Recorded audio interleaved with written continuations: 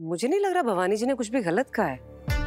सही और विराट तो पति पत्नी है ना। तो देखो पाखी, मैं तुम्हारी सारी बातें सुनती हूँ। तुम सही की कितनी बुराई करो, मैं हमेशा तुम्हारी हाँ में हाँ मिलाती हूँ ना। बेटा यहाँ तो भवानी जी बिल्कुल सही कह रही है। देखो जो घर के बड़े बुजुर्ग होते हैं ना, उनकी तो इच्छाएं होती है ना कि अपने बच्चों के बच्चों को देखें, उनको अपनी आंखों के सामने बड़ा होते देखें, उनको अपनी गोदी में खिलाएं। देखो मैंने और तुम्हारे बाबा ने तुम्हें कभी कहा नहीं, लेकिन तुम्हारी शादी से पहले से हमारे भी तो सपने थे ना, हमारे बच्चों को देखें, उनके नखरे उठाएं। ऐसा ख्याल अपने मन में भी मत लाना आई, क्योंकि ऐसा कुछ नहीं होने वाला। तुम्हें क्या लगता बाकी कि सम्राट जो जैसा चल रहा है वैसा चलने देगा हमेशा? इस चीज को वो बर्दाश्त कर पाएगा कि उसकी बीवी के दिल में कोई और रहता है? ये पति पत्नी का रिश्ता सिर्फ लोगों को दिखाने के लिए, तुम्हारे साथ पूजा में बैठने के लिए वो सिर्फ पति है? आई नहीं बाकी, ऐसा हमेशा नहीं चल सकता। वो तुम्हारा पति है और एक ना एक दिन तुमसे वो पत्नी होने का हक अदा करने को कहेगा। और तुमने कहा था ना कि तुम उसके साथ पत्नी की तरह जिंदगी बिताना चाहती हो। आई, मैंने आपको अपनी परेशानी बताने के लिए फोन किया था और आप है कि मुझे और टेंशन दे रही है। मैं फोन रख रही हूँ। आखिर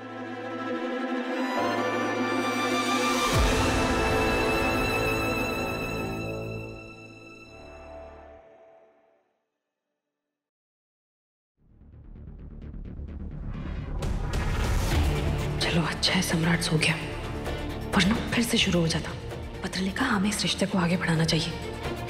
एक तो बड़ी मामी की बात सुनकर वैसे ही सुबह से मेरा दिमाग खराब है।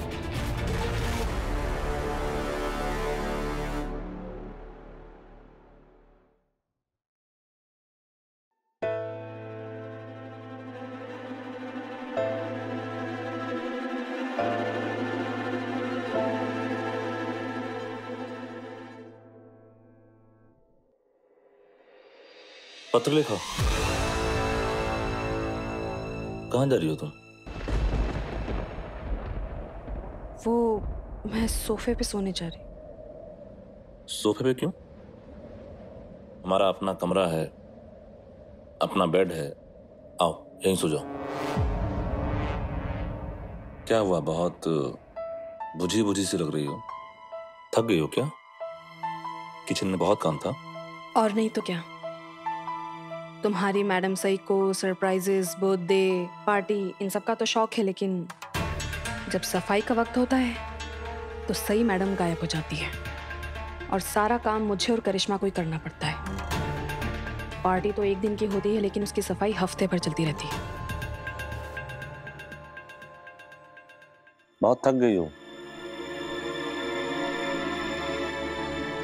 मसाज कर दूं?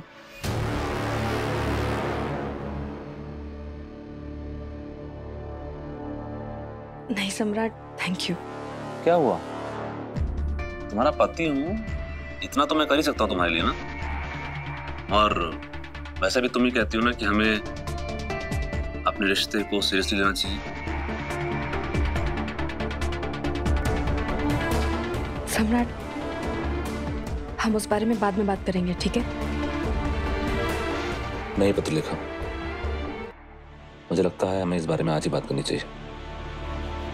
तुमने देखा नहीं कैसे बड़ी मामी ने आज विराट को चौहान खानदान को एक वारिस देने के लिए कहा। उन्होंने मुझसे ये मांग नहीं की क्योंकि मैं इस खानदान का बेटा नहीं, लेकिन मैं अपनी आई का बेटा तो हूं ही ना। जरा सोचो पत्र लिखा, क्या मेरी आई के सपने नहीं होंगे कि वो हमारे परिवार को आगे बढ़ता हुआ देखे, अपनी गोद में हमारा बच्चा खिलाए? एंड आई एम श्योर तुम्हारे आई बाबा यही चाहते होंगे कि उन्हें भी कोई नाना नानी कहे।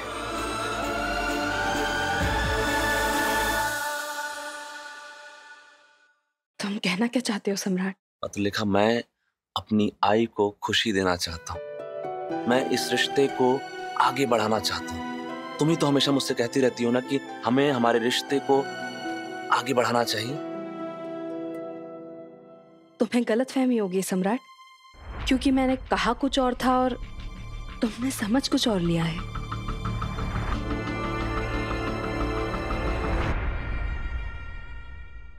लेकिन अब जो मैं तुमसे कहने जा रहा हूं उसे समझने में तुमसे कोई भूल नहीं होगी पत्रलेखा। मैं हमारे रिश्ते को एक ऐसे मुकाम पर लेके जाना चाहता हूँ जहां असल मायने में पति और पत्नी एक हो जाते हैं।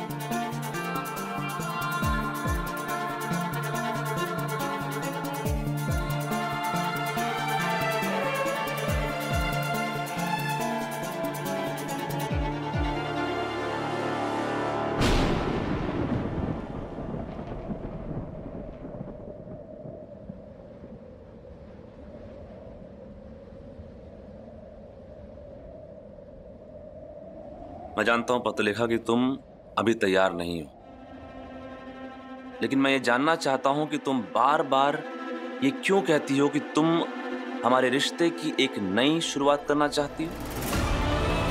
तुम्हारे वर्ड्स, तुम्हारे एक्शन से मेल क्यों नहीं खाते पत्रलेखा।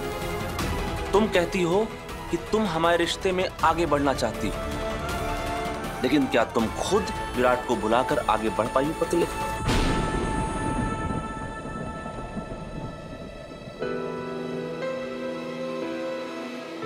क्योंकि तुम आज ही विराट और सई के दोबारा एक कमरे में रहने की बात को सुनकर ही परेशान हो गए थे।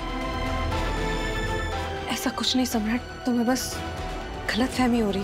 हाँ तो ठीक है, तुम मुझे सीधे सीधे जवाब दे दो ताकि गलतफहमी का कोई चांस ही ना रहे। तुम्हारा आखिरी जवाब क्या है पत्रलेखा। क्या तुमने मुझे अपने पति के रूप में स्वीकार कर लिया है या अभी भी तुम्हारे मन में कुछ और चल रहा है। पत्रलेखा, अभी ना तुम खुद आगे बढ़ पाई हो और ना ही इस रिश्ते को आगे बढ़ाना चाहती हो। मैं सच में इस रिश्ते को आगे बढ़ाना चाहती हूँ। तो ठीक है, अगर तुम हमारे रिश्ते को आगे बढ़ाना चाहती हो तो इस बार पहला कदम तुम्हें लेना होगा पत्रलेखा, इस बात को साबित करने के लिए। तुम क्या चाहते हो सम्राट कि मैं क्या करूं? मैं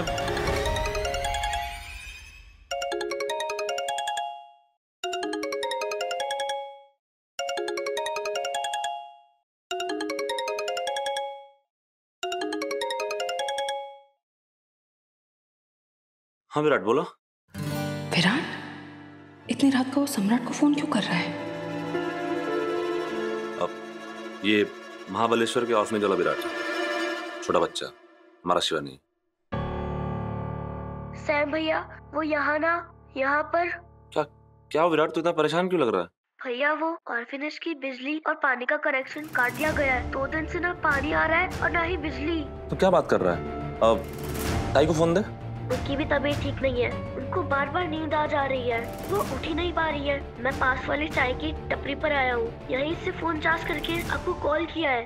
देख विराट, तू चिंता मत कर, मैं कल सुबह ही वहाँ पहुँच रहा हूँ, तुझे घबराने की जरूरत नहीं है। विराट सब ठीक हो जाएगा, तेरा सैम भैया है ना? कल मैं आ रहा हूँ, बाय।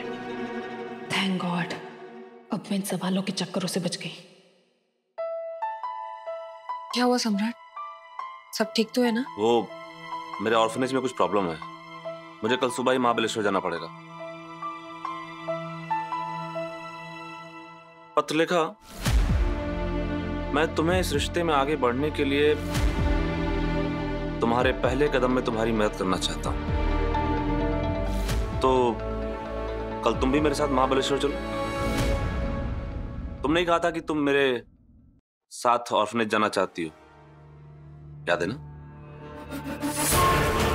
अगर सम्राट महाबलेश्वर के उस ऑर्फनेज में वापस लौटना चाहते तो मैं भी इनके साथ ही जाऊंगी। कल सुबह?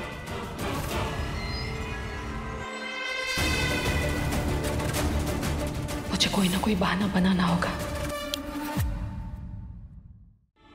लेकिन क्या बोलूंगी? अगर मैं सम्राट के साथ चली गई तो यहाँ विराट और सही करीब आ जाएंगे और मैं ऐसा कभी नहीं होने दूंगी।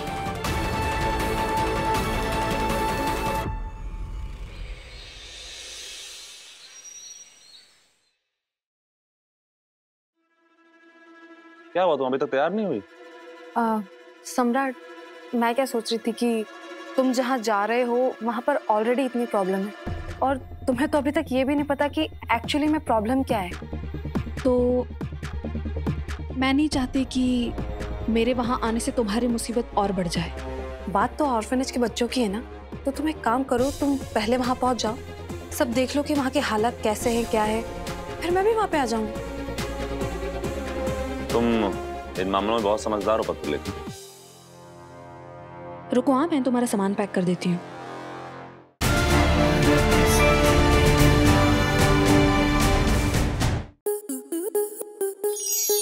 स्टार प्लस के ऐसे ही और बेहतरीन लम्हे देखने के लिए सब्सक्राइब करें हमारे YouTube चैनल को।